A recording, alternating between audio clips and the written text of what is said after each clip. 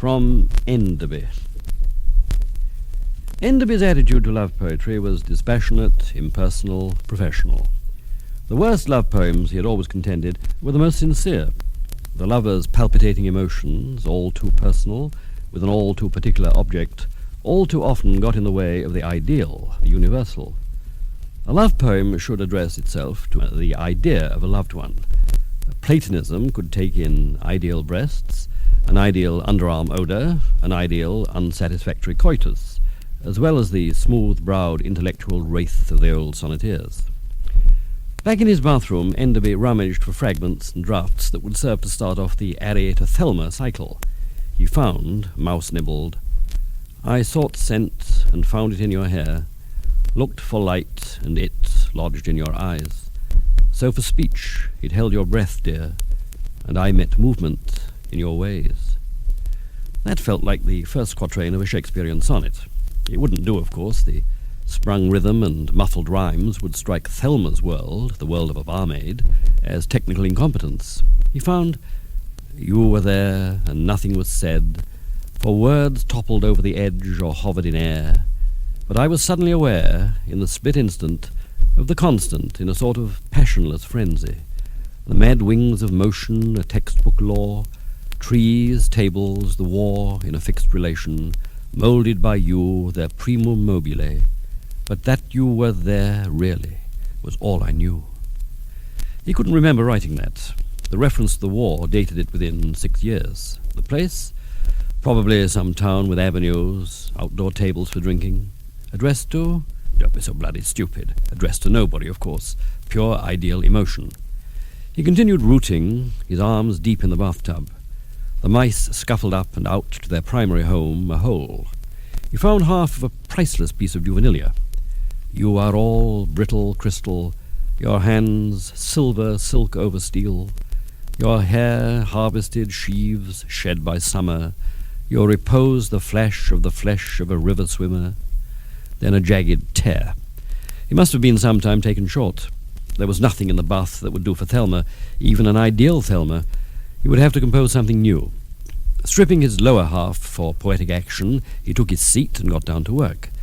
Here was a real problem, that of bridging the gap, of making something that should seem not eccentric to the recipient, and at the same time not completely embarrass the author. After an hour, he produced the following.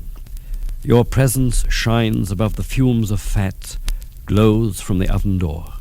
Lithe with the litheness of the kitchen cat, your image treads the floor, ennobling the potato peel, the lumps of fallen bread, the vulgar cabbage stumps. Love, cry the eggs a whisk, and love, the beef, calls from the roasting tin.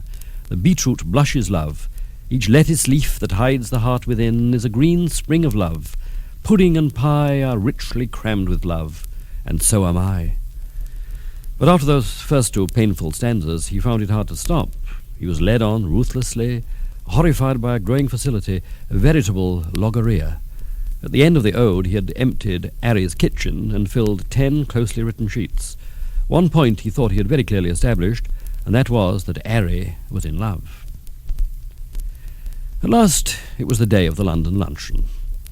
Tremulous Enderby fell out of bed early to see snow staring through the morning dark. Shivering, he snapped every electric heater in the flat on, then made tea. Snow gawped blankly at him through all the windows, so he drew the curtains, turning raw morning into cosy, muffiny, toast-toe evening. Then he shaved. He had washed fairly thoroughly the night before last. He had almost forgotten what it was like to shave with a new blade, having for nearly a year now used the old ones stacked up by the previous tenant on top of the bathroom cupboard. This morning he slashed cheeks, underlip, and Adam's apple. Shaving soap froth became childhood ice cream sprinkled with raspberry vinegar. Enderby found an old poem beginning, and if he did then what he'd said he'd do, and with bits of this he stanched the flow. He started to dress, putting on a new pair of socks bought at a January sale, and tucking the ends of his pyjama trousers well inside them. He had a white shirt, specially laundered. He had found a striped tie, lime and mustard, in a suitcase, with the name Padmore in marking ink on white rag attached to its lining. Who was, or had been, or might be in the unrealized future, Padmore? And had cleaned with care his one pair of brown shoes. He had also, for show and blow respectively, saved 2 clean handkerchiefs. He would beat these city slickers at their own game.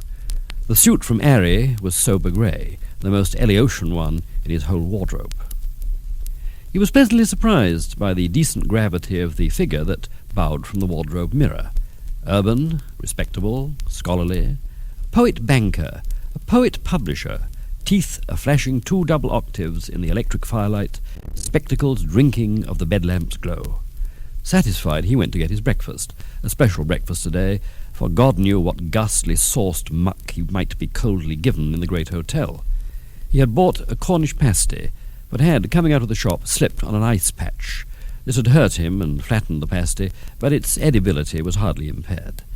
It was to be eaten with Branston pickle and, as an extra special treat, washed down with Blue Mountain coffee.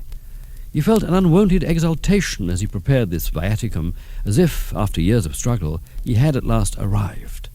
What should he buy with the prize money? He couldn't think what. Books? He had done reading. Clothes? Ha ha! There was nothing he really needed except more talent. Nothing in the world. The coffee was disappointingly cool and weak. Were there perhaps not lessons to be taken in the making of coffee? Were there teachers of such things? Arry. Of course he would ask Arry. At 9:15, train at 9:55, 10 minutes walk to station, he sat with a cigarette, hypnotized by the gash gold vermilion of the electric fire, waiting. He suddenly caught another memory like a flea. Far childhood.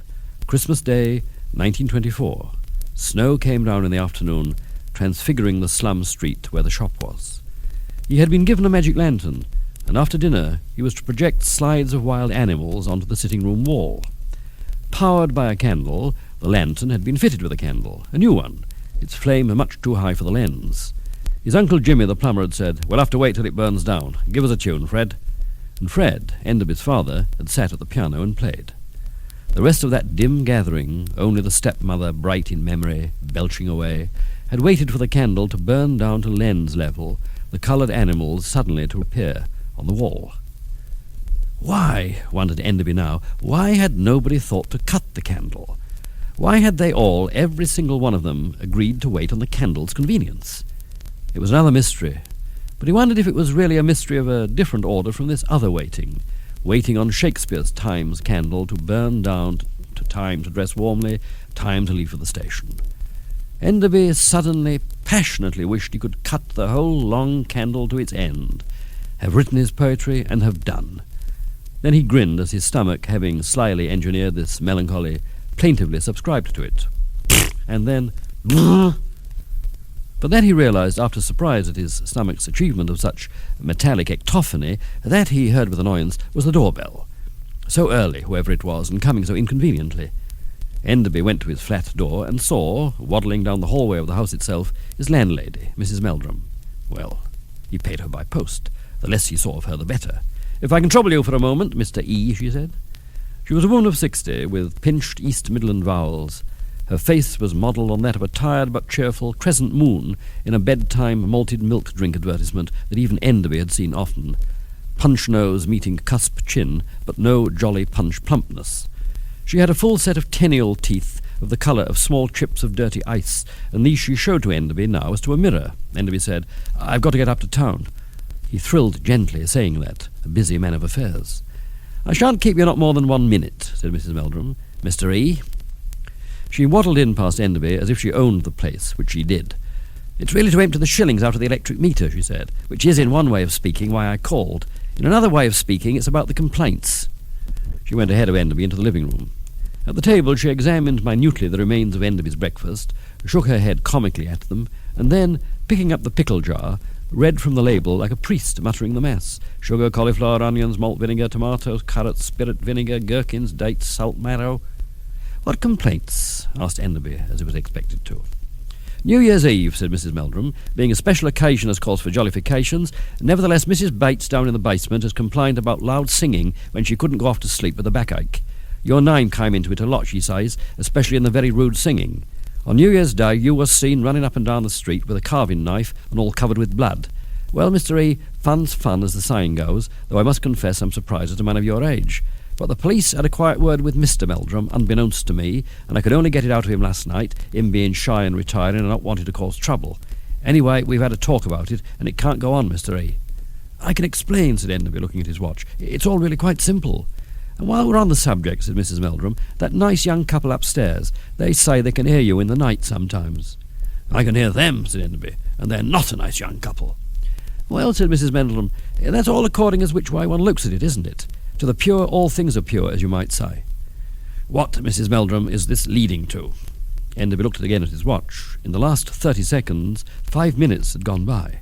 Mrs. Meldrum said, There's plenty as would like this nice little flat, Mr. E. This is a respectable neighbourhood, this is. There's retired schoolmasters and captains of industry retired along here, and I wouldn't say as how you keep this flat all that clean and tidy. That's my business, Mrs. Meldrum. Well, it might be your business, Mr. E, but then again it might not. And everybody's putting the rents up this year, as you may as well know. What with the rates going up as well, and all of us having to watch his own interests. Oh, I see, said Enderby. That's it, is it? How much?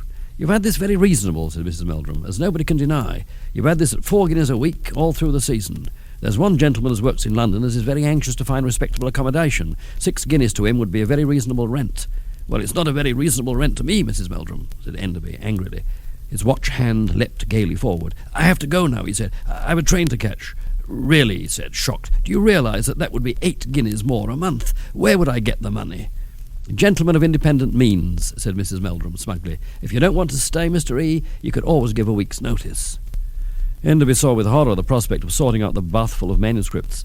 I'll have to go now, he said. I'll let you know, but I think it's an imposition. Enderby dithered out, doubtful. He had not reckoned on having to search for new lodgings, not in the middle of this major poem he was writing, and this town was becoming more and more a dormitory for bald young men from London. In one pub he had met the head of a newsreel company, a lavish gin man with a light, fast voice, and there had been a processed cheese executive heard, loud and unabashed, somewhere else. London was crawling southward to the Channel.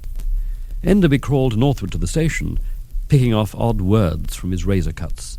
The snow had been trodden already by people rushing earlier with insincere eagerness to get to work in London.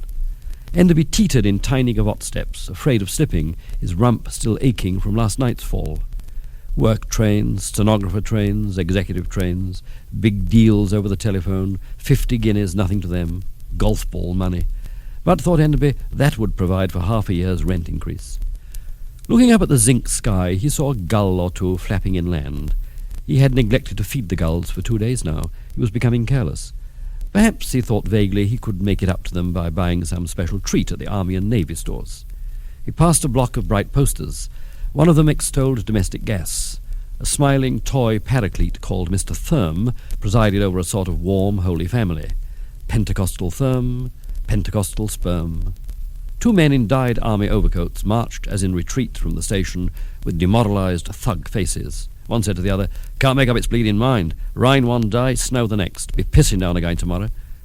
Enderby had to stop, short of breath, his heart martelling away as though he had just downed a half bottle of brandy, his left hand clutching a snow-capped privet hedge for support. The Pentecostal sperm came pissing down? No, hissing down.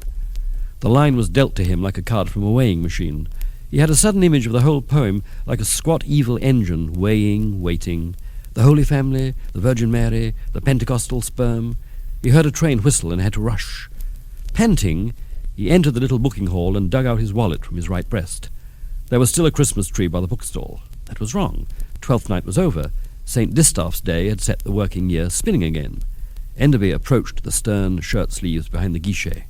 A day return to London, please, he begged. He picked up his change with his ticket and sent a shilling over the floor.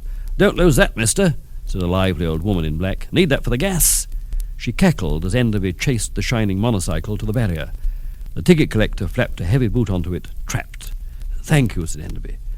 As he arose from picking it up, his eyes misted, and he saw a very clear and blue picture of the Virgin Mary at a spinning wheel, a silver queen set in baby blue. This had nothing to do with his poem, The Pet Beast, and its Mary Pacify. This had something to do with his stepmother.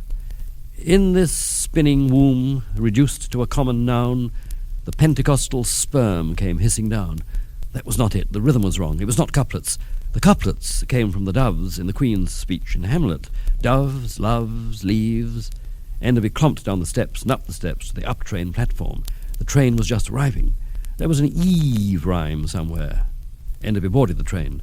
There were few passengers at this hour, women going up to fight in the January sales, a scholarly-looking police inspector with a briefcase, two men looking much, Enderby thought distractedly, like himself, smart, normal, cityfied. Doves came from dove, dove meant paraclete, a dove in the leaves of life, Eve, leave, thieve, achieve, conceive. "I beg your pardon," said a woman sitting diagonally opposite to Enderby. They were the only two in the compartment. She was thin, blonde, washed out, 40-ish, smart, with a mink cape stole and a hat like a nest. "Peeve," said Enderby, the city man, "believe, weave." The train began to pant north-east with urgent love of London, a sperm to be swallowed by that giant womb. "Swallowed," announced Enderby with loud excitement, "by the giant stomach of Eve. I knew Eve came somewhere into it." The woman picked up her folio-sized handbag and silver-grey couplet of gloves and left the compartment. "Eve leaves," said Enderby. Where was paper? None. He had not expected this to be a working day. Ink pencil he had. He rose and followed the woman out to the corridor. She scampered with a kitten scream to the next compartment, which held a trio of talking and nodding wives, drably dressed for sales battle. Enderby, a homing dove, went straight to the lavatory. Some hours later, Enderby sat under a magnificent ceiling, bemused by food and drink and insincere laudations. A not very choice cigar shook between fingers, which he now saw he had neglected to pumice. In a winter afternoon's dream, he failed to register many of the words of orating Sir George Goodby. Across the table, and at either side, 20-odd fellow-writers were suspended from the ceiling by cigarette smoke, their faces flapping before Enderby's eyes like two lines of drying smalls. Very solid in his stomach, there pawed and pranced a sort of equestrian statue that symbolized both time and London. He desired to pick his nose. A hangman's blood cocktail of all the liquids he had so far taken that day was swiftly mixed in a deep, visceral shaker and then shot up to his mouth for tasting.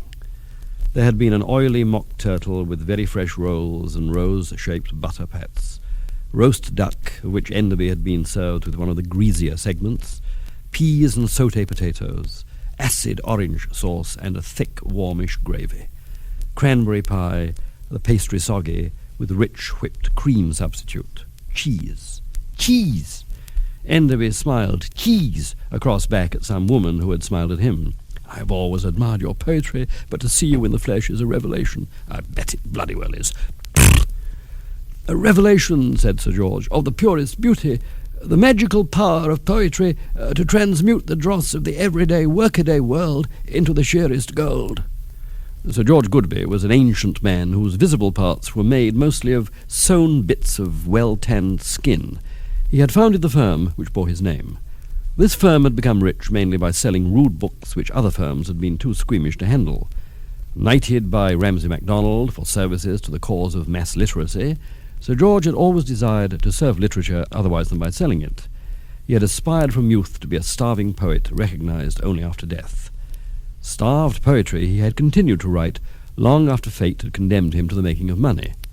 And this he had blackmailed one small miserable firm into publishing, brandishing the threat of a chain boycott of all its publications. He had paid all costs of printing, publicizing, and distributing, but the firm's reputation had been ruined. The volumes of Sir George's doggerel most memorable for badness were Metrical Yarns of a Pipe Man, A Dream of Merry England, Rose Leaves of Memory, and An Optimist Sings. He could not, of course, force people into buying or even reading these atrocious collections, but once a year, presenting a cheque and a medal to, as he coyly termed him, a brother singer, he would lard his speech richly with gobbets of his own work and render his audiences sick with embarrassment. "The giants of my youthful days," Sir George was saying, "Dobson, Watson, Sir Edwin Arnold, the mystic, Bridges, the revolutionary, Calverley for laughter, Barry Payne for the profounder sigh." Enderby took a shallow draught of his cigar and felt it bite rawly. A childhood image again. The woman teacher in the elementary school explaining the soul and sin's curious effect upon it. She had chalked on the blackboard a big whitish shape like a cheese, the soul, and then, using a spit-wet finger, had spotted it like a Dalmatian, sins. For some reason, Enderby had always been able to taste that chalk soul, a sharp, vinegary raw potato, and he could taste it strongly now. "The soul," said Sir George appropriately, which is a fair field for the poet's wandering, the sea whereon he sails his bark of rhyme, his mistress of whom he sings. The soul, which is the parson's Sunday concern, is the poet's daily bread, his daily raw potato.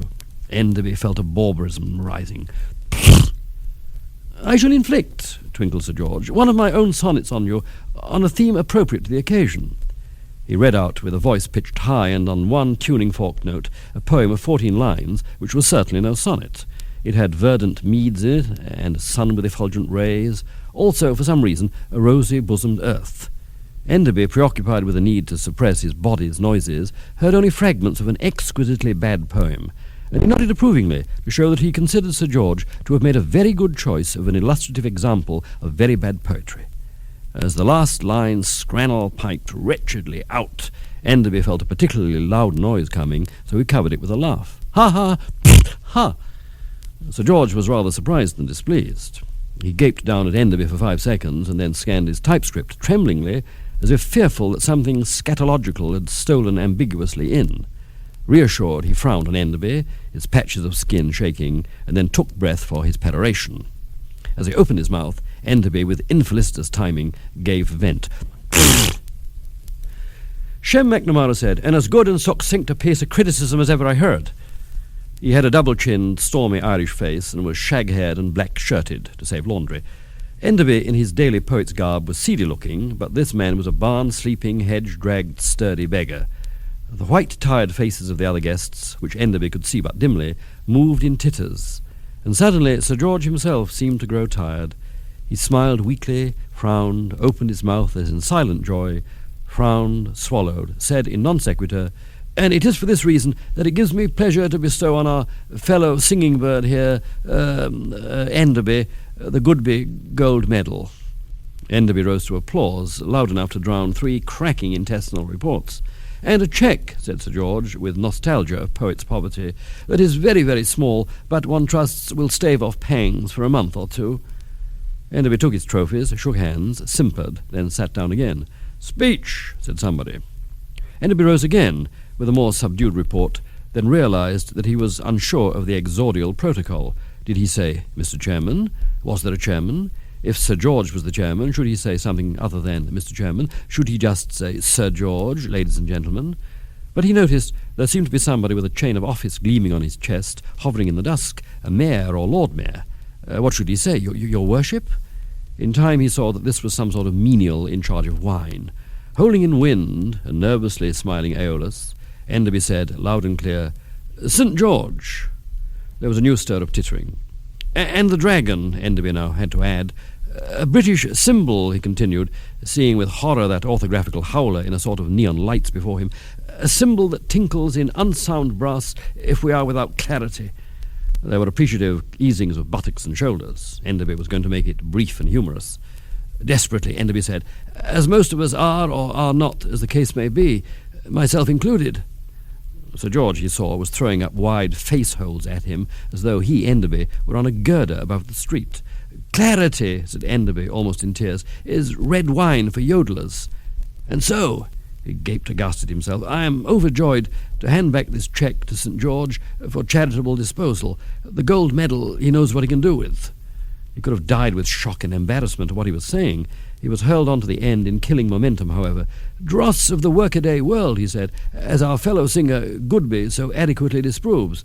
And so, he said, back in the army, giving a talk on the British way and purpose to the troops, we look forward to a time when the world shall be free of the shadow of oppression, the iron heel with its swastika spur no longer grinding into the face of supine freedom, democracy a reality, a fair day's pay for a fair day's work, adequate health services, and a bit of peace hovering dove-like in the declining days of the aged, and in that belief and aspiration we move forward.